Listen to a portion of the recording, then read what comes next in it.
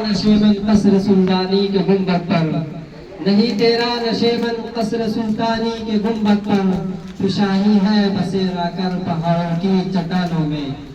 अब मैं इसके बाद सर अल्लाह रखा अलीक साहब को दावत देता हूँ, वह तशरीफ लाए और इनका मौजू है अलीगढ़ मुस्लिम यूनिवर्सिटी का मिशन।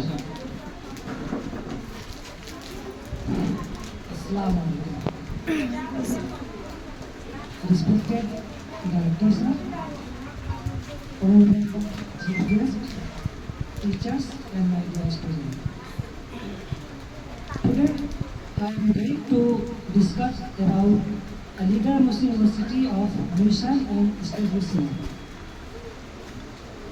राष्ट्र करता है जिया इस्लामी की सरजमी पे आसमां, राष्ट्र करता है जिया इस्लामी की सरजमी पे आसमां, रोज आके सलामी देती है कहकशां।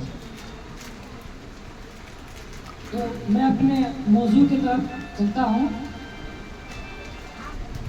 मैं खुद एमयू का प्रोडक्ट हूँ, मैं वहाँ से पढ़ाई किया हूँ और मैं उसके बारे में सर सैयद अहमद खां के बारे में बहुत कुछ मैंने तहकीकात किया है।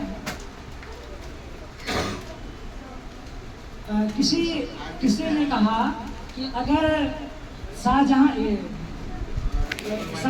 अगर आगरा में ताजमहल बनाया, वहीं सर सैयद अहमद खान ने अलीगढ़ में एक ताजमहल बनाया, लेकिन दोनों ताजमहल में बहुत का फर्क है। उसने अपने बीवी की याद में ताजमहल बनाया, लेकिन सर सैयद अहमद खान रहमतुल्लाह अलैह ने ये उम्मत मुसलमान के लिए बनाए, लोगों को भलाई के लिए बनाए, ताकि लोग जो अच्छी एजुकेशन पा सके। मैं शुरुआती इसके बारे में बात करने जा रहा हूँ कि आज भी अलीगढ़ यूनिवर्सिटी के बगल में नुमाइश लगता है। तो 1875 के आसपास की बात है। उस नुमाइश में राजा, बड़े बड़े जमींदार सब वहाँ पे आते थे। जब सर सैयद अहमद खान रहमतुल्लाह अलैह पूरे इंडिया में वो एक तहरीक चला रहे थे, अलीगढ़ मुस्लिम यूनिवर्सिटी के लिए लोगों से चंदा मांगते थे कि आप मुझे डोनेट करें, मुझे कौम मिल्लत के लिए, मुझे इस्लाम के लिए मुझे कुछ करना है। तो वो चंदा मांगते वो अलीगढ़ जो नुमाइश है वहाँ पे वो पहुँचे। वहाँ पे राजा बैठे हुए थे। राजा से भी उन्होंने दरियाफ्त किया कि मैं एक बड़ा सा यूनिवर्सिटी बनाना चाहता हूँ, आप कुछ मदद करें। राजा और उसके अगल बगल में जितने भी शख्स बैठे हुए थे, सब ने उनका मजाक उड़ाया। राजा ने बोला कि तुम्हारे देने के लिए मेरे पास कुछ भी नहीं है, मेरे पास एक जूता है, ये जूता तुम ले जाओ। अब जरा इस बात पे आप गौर कीजिए कि सर सैयद अहमद खान ऐसे शख्सियत का नाम है जो मुस्लिम में पहले वो क्लर्क रहे ब्रिटिश गवर्नमेंट में, उसके बाद वहां तक उन्होंने जज का सफर किया, जज भी बने ब्रिटिश गवर्नमेंट में। ये कम बड़ी हस्ती नहीं है। अब यहाँ पे देखने वाली बात ये है कि सबके सामने सर सैयद अहमद खान को वो राजा ने जलील किया, लेकिन इनके अंदर एक मिशन था, इनके अंदर एक जुनून था। सबके सामने उन्होंने हंसते हुए, अपने चेहरे पे मुस्कान लाते हुए उन्होंने कहा, आप जो मुझे जूता दे रहे हैं ये मेरे लिए ही बहुत बड़ी बात है।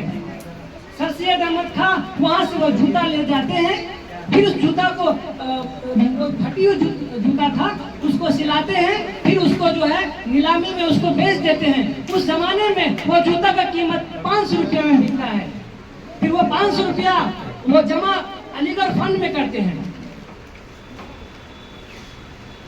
अगर हम मिशन की बात करें, सर सैयद अहमद खान का मिशन था कि हमारे जो कौम मिल्लत है, हमारे जो मुस्लिम है, वो मॉडर्न एजुकेशन, साइंस, मैथ, जो भी एजुकेशन है वो उससे काफी दूर थे, क्योंकि जमाने में जब सर सैयद अहमद खान रहमतुल्लाह अलैह इन्होंने लोगों पे ये फोकस किया कि हम लोगों को दीनी तालीम के अलावा हम लोगों को साइंस, मैथ, इंग्लिश सब की पढ़ाई करनी है, कुछ मौलवी ने उस पर फतवा लगा दिया ये कुफ्र है। वो फिर इसका जो तहकीक करने के लिए, इस फतवा को तहकीक करने के लिए वो लोग सऊदी अरबिया गए, वहां से फतवा लाने के लिए।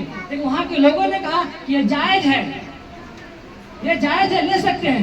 आज आप ही जाए, हमारे बहनें हैं, आज जो हमारी माए हैं, जो भी आज जिस पोस्ट पे हैं, ये सब सर सैयद अहमद खान के वजह से है।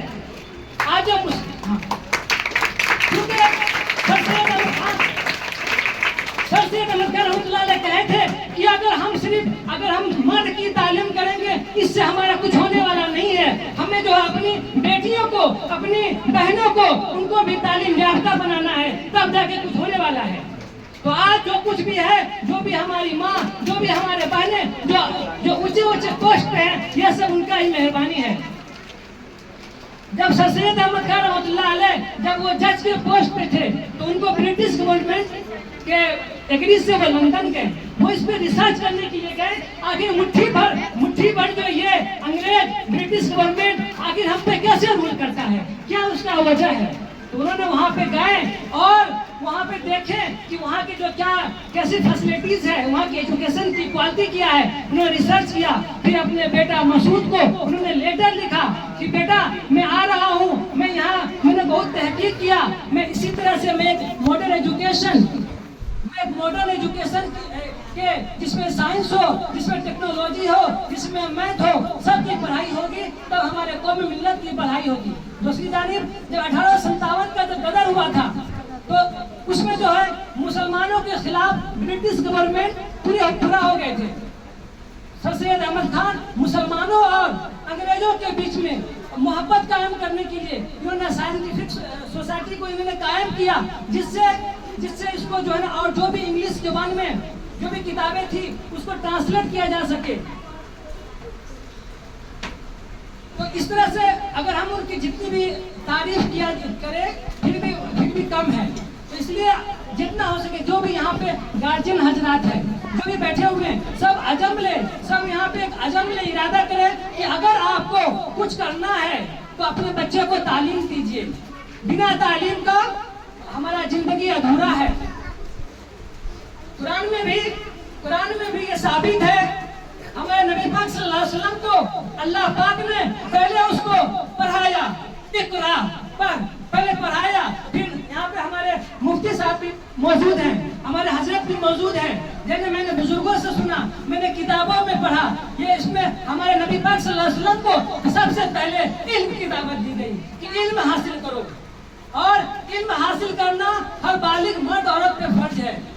तो इसी के तर्ज पे सर सैयद अहमद खान ने, उसने इतने बड़े पोस्ट पे रहते हुए भी लोगों से चंदा मांगे, लोगों से कि तुम हमारे जो है हमको डोनेट करो, हमको कौम मिल्लत के लिए कुछ करना है। लोग उसको ताना मारते थे। लेकिन यहाँ पे सोचने वाली बात है, जिसको जज्बा होता है, जिनके अंदर कुछ करने का जुनून होता है, हाँ, वो किसी के जो है ना, किसी के ताने से नहीं डरते।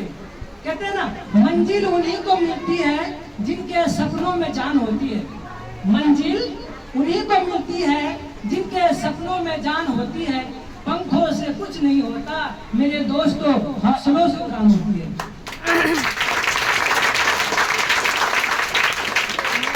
तो मेरे दोस्तों, मेरे अजीज बच्चों, आप हमारे इंडिया का, हमारे कौम मिल्लत का आप रीढ़ की हड्डी हो, बैकबोन हो। आप एजुकेशन हासिल करो, कल के आप जजेस बनोगे, कल के आप प्रेसिडेंट बनोगे, कल के आप प्राइम मिनिस्टर बनोगे।